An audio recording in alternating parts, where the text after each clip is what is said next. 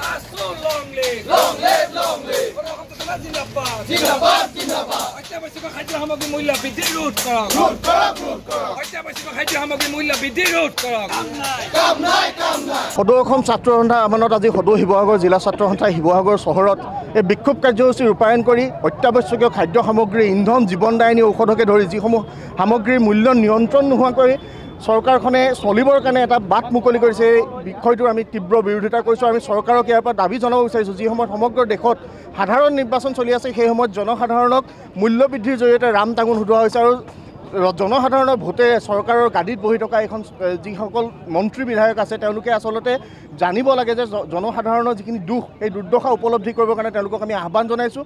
আৰু এই সমগ্ৰ যিখিনি বস্তুৰ মূল্য বৃদ্ধি হৈ আছে মূল্য বৃদ্ধি নিয়ন্ত্ৰণৰ কাৰণে চৰকাৰক এটা যাৱতীয় ব্যৱস্থা গ্ৰহণ কৰিবৰ কাৰণে আমি দাবী জনাইছোঁ। আৰু যদিহে এই বিষয়টোত চৰকাৰে নিয়ন্ত্ৰণৰ ব্যৱস্থা নকৰে আহিব লগা দিনত ছাত্ৰ সন্থাই জনসাধাৰণৰ বৃহত্তৰ স্বাৰ্থৰ প্ৰতি লক্ষ্য ৰাখি তীব্ৰ গণতান্ত্ৰিক প্ৰতিবাদ গঢ়ি তুলিবৰ কাৰণে বাধ্য হ'ব। আৰু যেতিয়ালৈকে মূল্য বৃদ্ধি হ্ৰাস নহ'ব তেওঁলোকে মূল্য বৃদ্ধিত নিয়ন্ত্ৰণৰ ব্যৱস্থা নকৰিব, ক'লা বেপাৰীৰে মিতিৰালি কৰি থাকিব, তেতিয়ালৈকে কিন্তু জনসাধাৰণক তেওঁলোকে কেৱল আঁচনি ঘোষণা কৰি কেৱল আঁচনিৰে জনসাধাৰণক যদি চলাই থাকিম বুলি ভাবিছে, ভোট বেংক সৃষ্টি কৰিম বুলি ভাবিছে, এই কথা কিন্তু জনসাধাৰণে গ্ৰহণ নকৰে। এই কথা চৰকাৰক উপলব্ধি কৰিবৰ কাৰণে আমি দাবী জনাইছোঁ।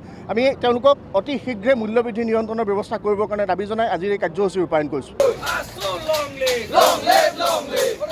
Zindabad! Zindabad! Zindabad! অত্যাবশ্যক খাদ্য সামগ্ৰী মূল্য বৃদ্ধি ৰোধ কৰক। ৰোধ কৰক! ৰোধ কৰক! অত্যাবশ্যক খাদ্য সামগ্ৰী মূল্য বৃদ্ধি ৰোধ কৰক। কাম নাই! কাম নাই! সদৌ অসম ছাত্ৰ সন্থা আহ্বানত আজি সদৌ শিৱসাগৰ জিলা ছাত্ৰ সন্থাই শিৱসাগৰ চহৰত এই বিক্ষোভ কাৰ্যসূচী ৰূপায়ণ কৰি অত্যাৱশ্যকীয় খাদ্য সামগ্ৰী ইন্ধন জীৱনদায়িনী ঔষধকে ধৰি যিসমূহ সামগ্ৰীৰ মূল্য নিয়ন্ত্ৰণ নোহোৱাকৈ চৰকাৰখনে চলিবৰ কাৰণে এটা বাট মুকলি কৰিছে। এই বিষয়টোৰ আমি তীব্ৰ বিৰোধিতা কৰিছোঁ। আমি চৰকাৰক ইয়াৰ পৰা দাবী জনাব বিচাৰিছোঁ, যি সময়ত সমগ্ৰ দেশত সাধাৰণ নিৰ্বাচন চলি আছে সেই সময়ত জনসাধাৰণক মূল্য বৃদ্ধিৰ জৰিয়তে ৰাম টাঙোন সোধোৱা হৈছে আৰু জনসাধাৰণৰ ভোটে চৰকাৰৰ গাদীত বহি থকা এখন যিসকল মন্ত্ৰী বিধায়ক আছে তেওঁলোকে আচলতে জানিব লাগে যে জনসাধাৰণৰ যিখিনি দুখ এই দুৰ্দশা উপলব্ধি কৰিবৰ কাৰণে তেওঁলোকক আমি আহ্বান জনাইছোঁ।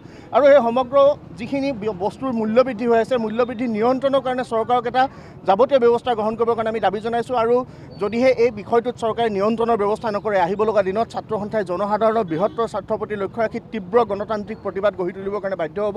আৰু যেতিয়ালৈকে মূল্য বৃদ্ধি হ্ৰাস নহ'ব তেওঁলোকে মূল্য বৃদ্ধিত নিয়ন্ত্ৰণৰ ব্যৱস্থা নকৰিব, ক'লা বেপাৰীৰে মিতিৰালি কৰি থাকিব, তেতিয়ালৈকে কিন্তু জনসাধাৰণক তেওঁলোকে কেৱল আঁচনি ঘোষণা কৰি কেৱল আঁচনিৰে জনসাধাৰণক যদি চলাই থাকিম বুলি ভাবিছে, ভোট বেংক সৃষ্টি কৰিম বুলি ভাবিছে, এই কথা কিন্তু জনসাধাৰণে গ্ৰহণ নকৰে। এই কথা চৰকাৰক উপলব্ধি কৰিবৰ কাৰণে আমি দাবী জনাইছোঁ। আমি তেওঁলোকক অতি শীঘ্ৰে মূল্য বৃদ্ধি নিয়ন্ত্ৰণৰ ব্যৱস্থা কৰিবৰ কাৰণে দাবী জনাই আজিৰ এই কাৰ্যসূচী ৰূপায়ণ কৰিছোঁ।